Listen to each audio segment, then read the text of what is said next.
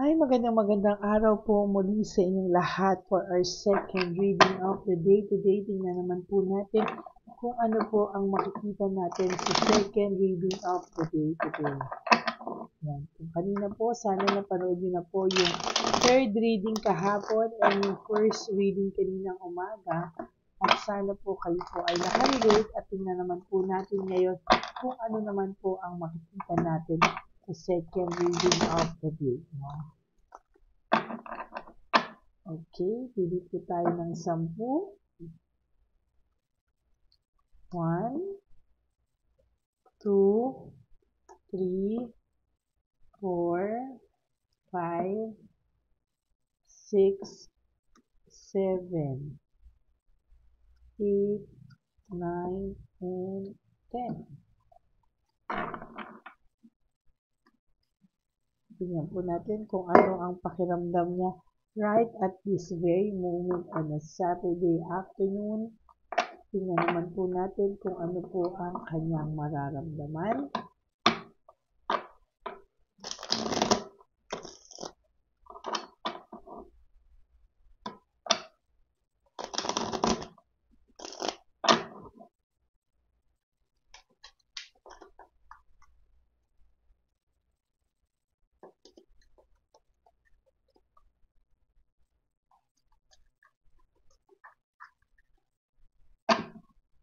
Pili po tayo ng 10. 1, 2, 3, 4, 5, 6, 7, 8. Uy, 8, 9, and 10. Okay.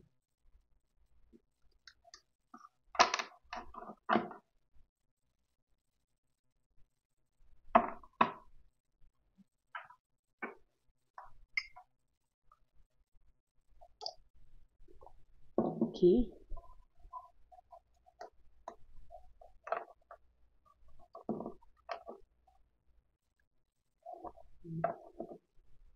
Huwag niyo pong i-skip to dahil dito po tayo kumukuha ng energy.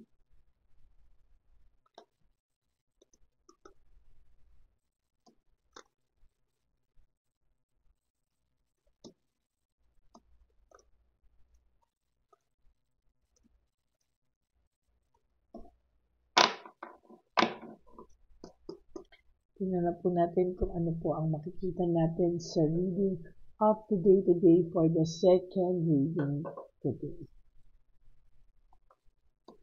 Nako, you don't know how hard it was to let you go. Maybe this person po ay hindi pa po nakakapag-let go totally, no? Nahihirapan po siyang pakawalan ka totally, no? Ayan, no? Nahihirapan po ang person na ito na pakawalan ka. Somehow ay mabigat po sa loob niya na pakawalan ka, no? Gusto niya pa rin po na kahit papano ay may control siya sa iyo, no? At hindi daw po siya mawala sa iyo or sa buhay mo, no? Ang talaga pong ginagawa nito somehow ay gusto niya pong maramdaman ulit, no? Kung paano po mahalin ng isang tulad mo. Or somehow, gusto niya pong mahal mo pa rin daw siya. Kahit na may current person siya ngayon, gusto niya po maramdaman na siya pa rin po yung mahal mo. No? Napaka-selfish. No? Napaka-selfish po nito at gusto niya na kahit anong mangyari daw ay ganun pa rin. Ano? I knew exactly what I was doing. Alam niya po na nagiging unfair na siya sa'yo. Alam niya po na somehow hindi na rin maganda yung nangyayari. Pero ayan po, talagang alam niya pero nagpatukso pa rin po siya. Alam niya pero naging marupok pa rin po siya sa sitwasyon na meron kayo. No? Maybe for some of you nagtatrabaho po kayo sa abroad or magkalayo po kayo ngayon. Kung hindi ka man po sa abroad, medyo hindi kayo ngayon nag-uusap or somehow magulo din po ang mga pangyayari ngayon sa buhay niyo, no? Sa inyong dalawa, no? Pero hindi ka po nito nakakalimutang isipin, no? I can't stop thinking about you. Hindi po siya tumitigil kakaisip sa iyo. As a matter of fact, araw-araw ka pong nasa isipan ng taong ito. No? Pagising niya po sa umaga, naiisip ka niya.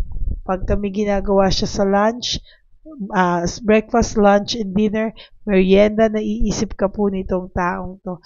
And somehow, hindi po talaga siya tumitigil kakaisip sa'yo. There is this teamwork and collaboration. Talaga pong naiisip niya yung samahan na pinagsamahan nyo, dinanas nyo, no? Through thick and thin, magkakampi po kayo. Pero what happened? Nung bandang huli po ay kayo pong dalawa ay nag-out of contact na, no? Parang nag-iba na po yung pagtingin niya, yung opinion niya, ganun ka rin po sa mga bagay-bagay na dati kayo po ay kampi. Ngayon po parang nag-iiba na po ang tadhana, no? For those of you na hindi na kayo nag-uusap nitong person na to, hindi ka pa rin po niya nakakalimutan at lagi ka pa rin po niya naisip at yung lahat po ng samahan nyo. No, kaya lang po wala na po mukhang maiharap to because alam niya po na nag-cross the line siya with you. No? Alam niya po na sinagad ka niya, pasensya mo, pagmamahal mo, pag-aalaga mo, lahat ng pagtitiis at pagtitimpi, sinagad ka po niya. No? Kaya ngayon po, yan po ang pakiramdam mo. Alam mo po sa sarili mo na meron ka ring mapahama ka o sa hindi sinasadyang panahon, ikaw yung talagang nasagad, na hurt, no? Talagang kaya po sa nakikita ko dito ay alam niya rin po sa sarili niya na talagang nasagad ka po niya ng bonggang-bongga. No? Nakakakita for some of you, pero may mga legal actions pa, baka may nagbaranggayan sa inyo, or nagko-court case, or nag-annulment, or divorce. Yan, pwede po yan. No? So, nakikita ko din po ay meron mga ganyang nagaganap. No? Sa lahat po, no, kahit ano pang nangyari, gusto ka pa rin po ng taong ito. No? Gusto ka pa rin po niya. And sa totoo lang, kahit hirap na hirap po siyang i-let go ka, kasi kaya ka po niya nahihirapang i-let go kasi may gusto pa rin po siya sa'yo. And somehow, hindi niya po yun maididinay sa sarili niya na meron pa rin po siya sa'yong gusto. No? Meron pa rin po siya sa'yong gusto ka pa rin niya. No? Hindi na po yan maililihim, hindi po yan maitatago. Gusto ka po niya. No? Somehow po siya po ay distracted sa mga bagay-bagay and lack of rewards. No, distracted siya kasi nagtataka po siya bakit parang minamalas-malas siya sa buhay ngayon. Bakit parang nung simula nung nawala ka po ay talagang minalas-malas na po siya, no? At pakiramdam niya po napakagulo daw ng takbo ng buhay niya ngayon. Sa totoo lang, hindi niya po alam paano po sisimulan yung buhay niya. Oh, shucks.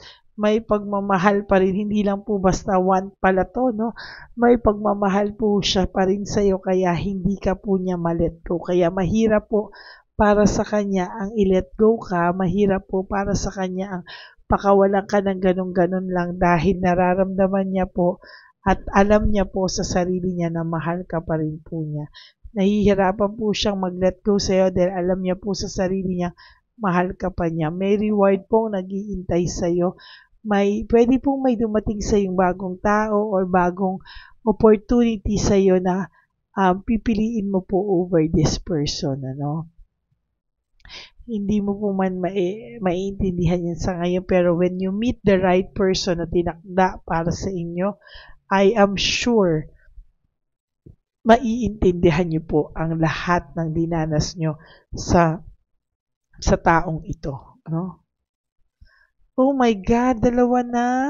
I love you unconditionally. I love you and I want you. Yan po ay nabunot natin ngayon on a Saturday afternoon. Talagang may pagmamahal pa po itong nararamdaman sa'yo. Kaya nahihirapan po siyang i-let go ka completely. No, completely. Ayan, I love you unconditionally. I love you. I want you. Talagang kitang-kita po natin. Sa pagbunot ko po ay nabunot ko yung tatlong yan para sa inyong energy. Pipilitin niya pong manalo at win at all costs. Pipilitin niya po na wag matalo at pipilitin niya po na maging maayos pa ang lahat sa tamang oras at panahon na sa inyo ay tinadhana. Yan o. Talaga pong sa nakikita ko dito ay talagang pipilitin po nilang manalo. No? Papilitin niya pong manalo siya and talagang sa totoo lang po iniisip ko po na talagang gagawin nito ang lahat, no? Mabawi ka lang po or mabawi ka lang po or talagang maayos unti-unti ang sitwasyon na meron kayo. I wish I had treated you better. May pagsisisi, may remorse, no? May nakikita po akong pagsisisi at remorse at parang sinasabi niya sana trinit kita ng the way you deserve, trinit kita ng better, at hindi kita pinabayaan just like that, no? Ngayon, meron siyang fear of change, playing safe. Alam niya po na tanging sa paraan lang na to ay dun lang po siya magiging playing safe, no? Yung tipong hindi na lang siya mag-react sa lahat-lahat. Tumahimik na lang po ito. Kaya sa nakikita ko, maraming relasyon po ay naaayos lang dahil sa pagtitimpi ng isang tao. No? Pero talagang kung sasabihin mo walang pagtitimpi, wala po akong nakikita mas magiging maayos. I wish I could take back my words. Ayan na. No? I wish I had treated you better. I wish I could take my words back. Panay po kayo pag I wish. No? Ay, sana nung okay pa to, nung maayos pa, sana dinil nyo na po yung mga ganitong klaseng situation para hindi po kayo nagkaroon ng regrets sa susunod. No? There is this lack of home conflict, lack of support. Hindi niya po makuha yung same support, sabi ko nga, at same na pagmamahal na binigay mo po sa inyong partner na hindi po niya makukuha sa iba yung ganyang klaseng pag-aalaga at ganyan klaseng pag-aalaga at ganyan klaseng pagtanggap ng buong buo, no? So it is her or him na his or her na fault, no?